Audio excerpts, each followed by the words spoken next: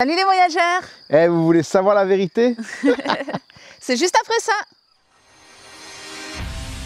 Bienvenue sur notre chaîne, nous c'est Lise et Bastien et Titou. Nous avons tout quitté pour une nouvelle vie nomade et on a décidé de vous partager cette expérience. Pour nous suivre sur toutes les routes, abonnez-vous dès maintenant.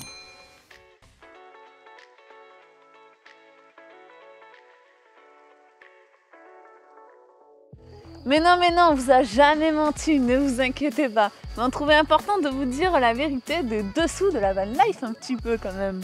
Oui, parce que c'est-à-dire que tout le monde se fait une idée idyllique, paradisiaque de la van life, mais bon, Oui. peut-être que parmi d'entre vous, il y en a, ils veulent tout plaquer, ils ont une idée, ils se disent ouais, un jour moi aussi je vivrai sur les routes, j'aurai mon van. Ça me fait tellement rêver à tout ce que je vois sur les réseaux sociaux, donc il est important de rétablir une certaine vérité. Et oui, parce que la van life, c'est pas fait pour tout le monde. Ouais, c'est pas tous les jours non plus tout rose. Et donc voilà, donc j'espère que vous vous ferez peut-être une meilleure idée réelle de ce que c'est la van life à la fin de cette vidéo. Pour commencer, on va vous parler du confort quand on vit dans un fourgon. Ouais, ou dans un van, c'est encore pire. Ouais. Ouah, ça y est, je vais me faire défoncer par tous ceux qui vivent en van. Ça commence très fort. Quand on y vit à l'année, le confort, c'est quand même quelque chose de primordial. Donc nous, il y a quelques petits trucs, enfin surtout moi, on va dire, qui me dérangent. Pour commencer, il y a le lit. Donc le lit, au début, quand on a acheté le camion, il était super. Ouais. C'est vrai que là, au bout de 2 ans, le matelas, il commence à fatiguer. Et on a mal au dos. Donc moi, la petite précision qu'il faut rajouter, c'est que j'ai regardé, d'origine, il fait 14 cm d'épaisseur.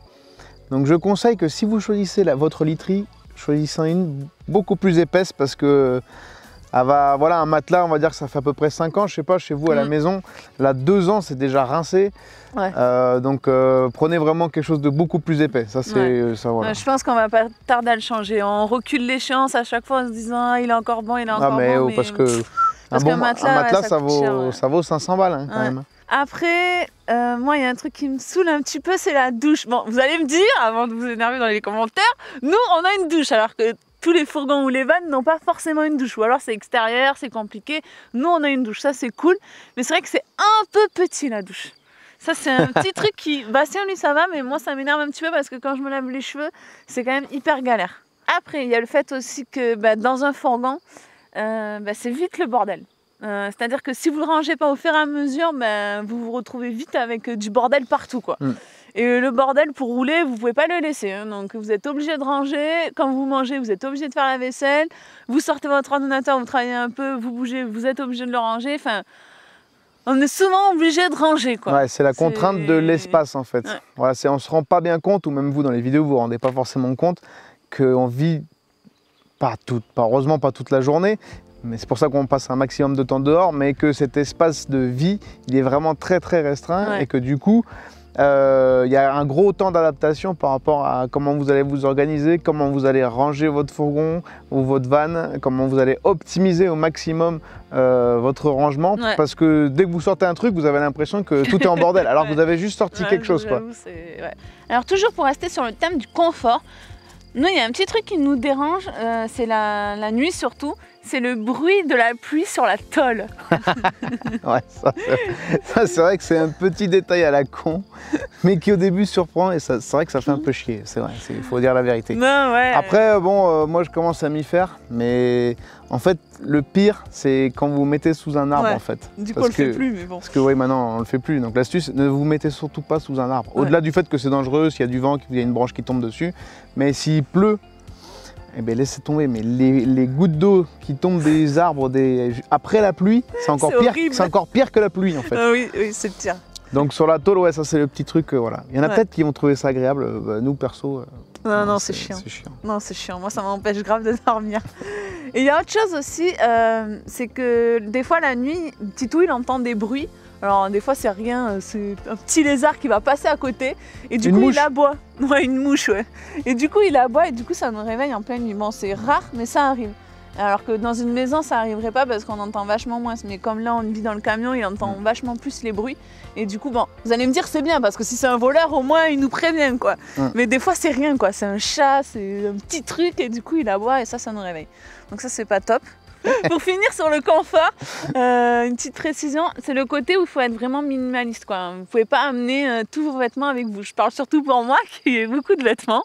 Bon, Bastien aussi avec tous ces t-shirts North Face. Non, mais ça, vous vous en doutez bien. La van life, c'est un mode de vie minimaliste, Oui. en fait. C'est quelque chose qui va vous obliger, quelque part, va vous contraindre à une vie minimaliste. Et c'est très bien comme ça, mais c'est vrai que même si on en a conscience, quand vous allez y être confronté, vous allez voir quand même que c'est une contrainte, c'est aussi une contrainte. Ouais, Mais après, voilà, après on s'y fait. Après, on s'y fait, On ouais, s'y fait exactement. vite même. Mais sachez-le. Avant de continuer, c'est le moment de vous abonner à la chaîne pour rien louper de nos prochaines aventures et de nos prochaines vidéos.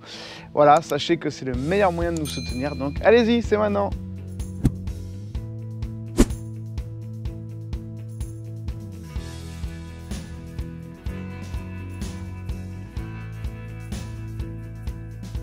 Alors le deuxième truc sur lequel il faut rétablir aussi une certaine vérité, c'est la vie de couple et notre vie sociale entre guillemets quoi. Ouais. Parce que voilà, on a toujours l'impression que c'est la belle vie, que c'est l'apéro avec les potes, que voilà, les mecs c'est la van life, tout le temps ils se rejoignent, nanana, après le surf le soir sur le coucher de soleil, enfin bon, voilà, on va pas en rajouter, vous avez bien compris. Donc la vérité, la vraie vérité, elle est très simple, hein. C'est que nous on est quasiment que tous les deux. Tout le temps. Tout le temps, H24. La vie de couple elle est mise à rude épreuve, hein. Ça permet aussi de se jauger parce que d'être l'un sur l'autre, H24 c'est pas aussi forcément évident. Il faut que chacun trouve ses petits espaces de vie, ses petits coins d'intimité pour être des fois un peu tranquille. Après la vie sociale, bah oui, la route est faite de rencontres, mais pas tant que ça. Je veux dire, la plupart du temps, on est vraiment que tous les deux entre nous, et puis voilà, on est en contact avec vous grâce à YouTube et aux réseaux sociaux. Mais la plupart du temps, voilà. Bon, ça ne nous empêche pas. Je pèse mes mots, ça ne nous empêche pas d'avoir fait de très belles rencontres. Oui, c'est sûr, mais bon, c'est pas tous les jours. C'est pas tous les jours, voilà. Ça, faut bien se le mettre dans le coin de la tête. Hein. Alors, on n'est pas là pour se plaindre. Hein. Non, après non, mais parce qu'il y en a qui vont dire ouais, enfin voilà, vous voyez ce que je veux dire. En fait, l'antagonisme, le paradoxe qu'il peut y avoir entre la van life, comment elle est perçue et comment on la vit aussi de l'intérieur. C'est-à-dire que quelque part, notre position fait qu'on n'aurait pas le droit de dire qu'il y a des trucs qu'on trouve pas bien ou voilà, parce qu'on va dire ouais, mais vous voyagez, vous profitez de la vie, ceci, cela. Ah oui, c'est sûr. Donc bon, c'est vrai aussi. Il faut savoir peser les pour et les contre. Mais il y a des moments, comme vous, hein, il y a des moments où bam, on a un petit coup dans le moral, boum, il prend un pet, la solitude, entre guillemets, qu'on est tous les deux, qu'on voit pas forcément notre famille, qu'on voit pas forcément nos amis. Enfin, voilà quoi, donc on est comme vous, on est des humains, donc on réagit de la même manière que vous. Hein. Donc ça, c'est un point important parce qu'il est très subjectif, mais il est là. Ouais.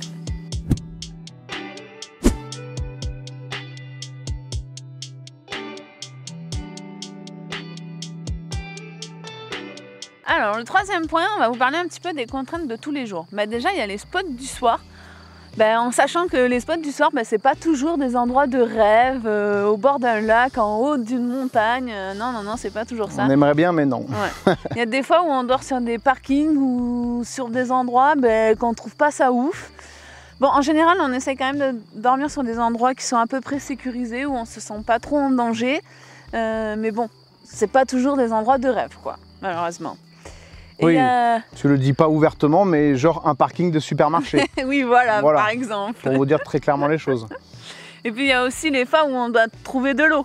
Enfin, les fois, ça arrive souvent. Ça, c'est une autre contrainte. Les 3-4 jours, on doit trouver de l'eau. Même si on est autonome en électricité, on doit quand même chercher de l'eau. Ça, on en a besoin. Donc, du coup, des fois, on se prend un petit peu la tête pour chercher de l'eau. Il y a les jours où il pleut, où on est obligé de rester dans le camion. Donc, du coup, c'est vrai que rester enfermé dans un petit espace comme ça toute la journée. Puis on met les caouets, vraiment, quand on en a marre, on sort quand même. Surtout que Titou, lui, dans le camion toute la journée, on est obligé de le sortir, même s'il pleut. Mais ça rejoint l'idée de petit espace, en fait. Ouais, voilà. Et puis, les jours où il fait très froid. On est dans les extrêmes, en fait. Ouais. Très chaud, très froid. Ouais. En fourgon, c'est vrai que c'est moins évident. Ouais. Ça va parce que nous, on a un bon chauffage, donc même quand il fait très froid, ça va. Mais c'est vrai que l'été, je pense à l'été, surtout quand il fait très chaud, et dans le fourgon, on étouffe quand même. Même si on a des petits ventilateurs et tout, que vous avez dû déjà voir dans nos dernières vidéos. Ouais. Mais heureusement qu'ils sont là, parce que sinon, Les nuits seraient compliquées. Ouais, les nuits Après, seraient bon, compliquées, ça va que c'est qu'une période dans l'année aussi, il faut pas non plus dramatiser. Mais tout ce qui est extrême, voilà, Ouais. ça représente quand même une contrainte. Ensuite, il y a les contraintes, comme disait Lise, du quotidien. Bah, c'est moi qui m'y colle de toute façon. Donc, voilà, c'est aller vider les toilettes. C'est une partie de plaisir, ça, dis donc. Voilà, voilà, ça fait partie du boulot, quoi. Mais ouais, ça c'est pareil, bon, bah, on vous a pas fait la fronde, alors comment on se sert des toilettes, il y a plein de gens, plein de chaînes qui l'ont fait. Bon voilà, nous, nous c'est les toilettes chimiques. ça n'a pas un intérêt pour nous fantastique. On n'a pas... Mais par contre, tout ce qu'on peut vous dire, c'est que oui, c'est une contrainte parce que voilà, c'est tous les temps de jour, faut y aller, voilà, c'est pas une partie de plaisir. Et ça, c'est sûr que c'est un truc c'est un truc qu'on montre jamais. Ouais. Et un truc qu'on montre jamais non plus, c'est que vidanger aussi les eaux grises, ça a l'air très simple, parce qu'il y a plein de stations prévues pour ça, avec les applications, c'est facile à trouver. Mais parfois, ça se passe de manière très compliquée, comme ça. Bon là, on se cale, mais c'est pas pour ce que vous pensez. Hein. Je peux pas, tu vois, je Mais si, alors mets-le toi d'abord et je me démerde après. Vas-y. C'est bon là? Ouais. Ça va faire des coups, hein, c'est normal.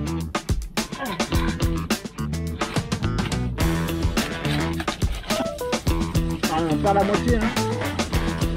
Ouais, bah faut pas faire autrement, hein. Qu'est-ce que je te dis? Moitié, franchement, faudra pas nous en vouloir, hein. C'est battu comme des oufs là pour essayer de...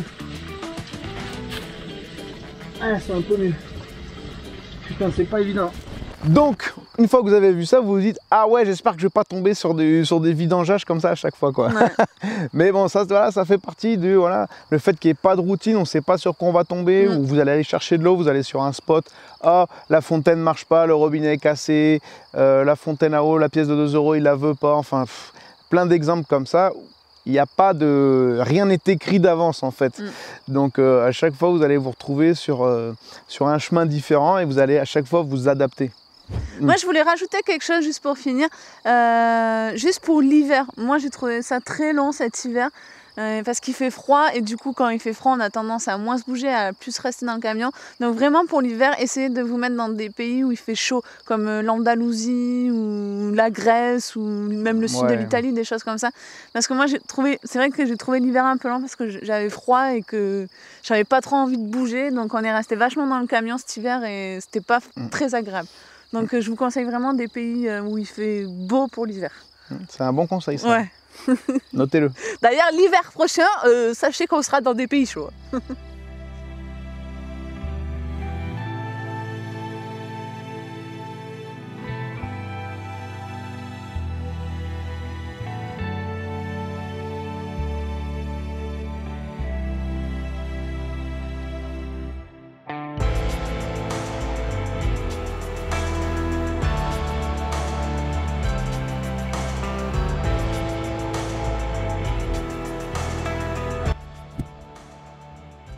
Bon, attention, je vous vois venir dans les commentaires. C'est pas parce qu'on vous dit tout ça sur la van life qu'on s'en plaint forcément. On voulait juste vous dire sans filtre toutes les contraintes qu'il y avait en vivant en van. Mais nous, ça nous correspond totalement. Quand on a décidé de faire cette vie-là, on ne s'attendait pas à tout ça, mais on s'imaginait déjà un petit peu et on savait les contraintes qu'il allait avoir. On avait bien réfléchi avant. Donc on ne regrette pas du tout notre choix. On est très heureux de vivre en van et de pouvoir voyager toute l'année, malgré les contraintes. Après, voilà, il faut pouvoir accepter le bon et le moins bon. Après, une fois que vous vous êtes engagé dans la van life, il y a un petit temps d'adaptation. Mais une fois que vous vous êtes adapté, toutes ces contraintes sont naturelles et tout devient naturel et vous vivez la van life sans aucun problème.